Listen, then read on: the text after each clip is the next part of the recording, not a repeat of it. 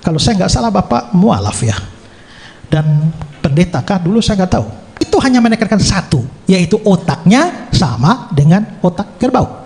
Nah, itu analogi. Karena itu kata-kata Yesus dalam Matius 12 ayat 40 Pak, itu hanya mau menekankan satu aspek. Bapak tidak bisa menarik semua aspek. Sekarang, kalau Bapak mau tarik semua aspek sekarang, Yunus itu kan lari dari panggilan Tuhan.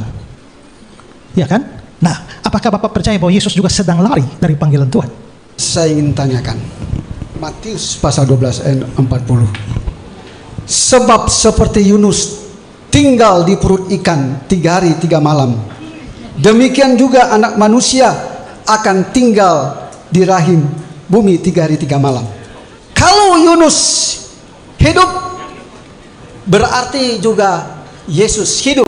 Disebutkan tinggal di rahim bumi 3 hari 3 malam. Nah, saya ingin tanya kepada Bapak Pendeta, apa perbandingan kehidupan Yesus pada Matius pasal 40 ini dengan kisah para Rasul 25 ayat 19.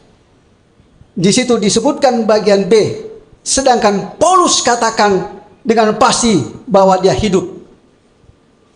Ya, pertanyaan saya, bahwa Yesus itu hidup, bukan mati. Nah, inilah pertanyaan saya. Tolong bandingkan dan berikan penjelasan. Demikian. Ya, kalau Bapak memakai ayat itu sebagai dasar Yesus tidak mati, dan itu adalah kata-kata Yesus, artinya Bapak percaya kata-kata Yesus. Ya, pasti begitu. Nah, sebelum saya jawab itu, pertanyaan saya balik. Kalau Bapak bisa percaya kata-kata Yesus yang itu, Bapak percaya juga kata-kata Yesus yang lain bahwa mereka akan membunuh aku dan 3 hari aku akan bangkit? Kalau Bapak percaya yang ini, kenapa Bapak tidak percaya yang lain? Karena yang ini kelihatannya mendukung pandangan Bapak. Ini ayat ambigu yang tidak bisa, ini butuh tafsir. Tapi yang Yesus katakan bahwa dia akan mati dan bangkit pada hari yang ketiga itu eksplisit dari mulut Yesus sendiri. Jadi kalau Bapak mau percaya, kalau Bapak tidak percaya kata Yesus ini, kenapa pakai sebagai argumen? Kalau Bapak pakai sebagai argumen, harus percaya. Kalau Bapak percaya ini, mengapa hanya percaya ini? Sedangkan Yesus sendiri berkata bahwa dia akan mati dan bangkit. Dibunuh mati dan bangkit. Itu pertama. Kedua, Pak harus ingat bahwa ini ada dalam Injil Matius. Dalam Injil Matius itu, ya, yang mengatakan, yang Pak tafsirkan bahwa ini Yesusnya tidak mati karena Yunus tidak mati. Pak lupa juga bahwa ternyata dalam Injil itu pasal-pasal setelah itu, misalnya pasal 17, 22, 23, pasal 27 ayat yang ke-46, semuanya bicara tentang kematian Yesus juga kebangkitan. Jadi bagaimana Bapak menafsirkan bagian itu sehingga membuat Matius tidak konsisten, bahwa di satu sisi Yesus tidak mati dan di sisi lain ada pernyataan eksplisit Yesus mati. Ketiga, Pak harus paham bahwa apa yang dikatakan Yesus itu adalah sebuah perbandingan, sebuah analogi. Yang namanya perbandingan dan analogi, Pak, Bapak tidak bisa mengambil segala hal untuk menjadi perbandingan. A seperti B atau B seperti A, itu tidak berarti bahwa semua dari A itu harus dicocokkan dengan B, dan begitu pula sebaliknya. Saya beri contoh, ya. Misalnya ada anak yang sudah dikasih pelajaran 1 tambah 1 berapa?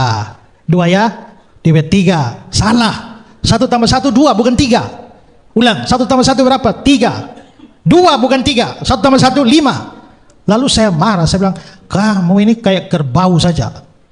Waktu saya bilang kamu kayak kerbau, saya tidak bermaksud bahwa anak itu punya tanduk. Saya tidak bermaksud bahwa anak berkaki 4. Saya tidak bermaksud bahwa dia punya ekor. Saya tidak bermaksud bahwa dia memang biak. Saya tidak bermaksud bahwa dia binatang. Itu analogi. Dan itu hanya menekankan satu, yaitu otaknya sama dengan otak kerbau.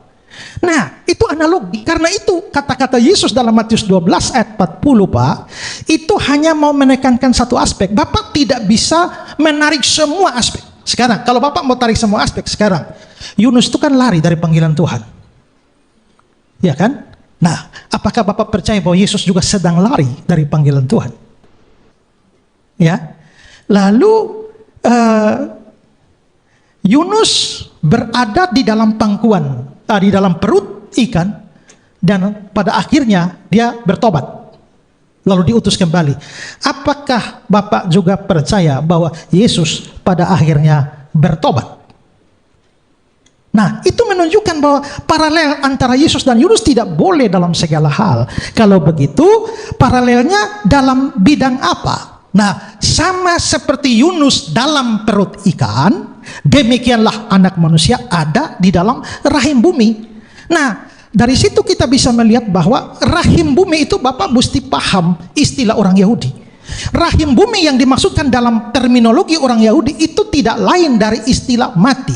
Sehingga dengan demikian sebenarnya persis seperti Yunus yang di dalam perut ikan, tapi orang tidak bisa lihat dia lagi, tiba-tiba dia muncul kembali pada hari ketiga. Demikian juga Yesus.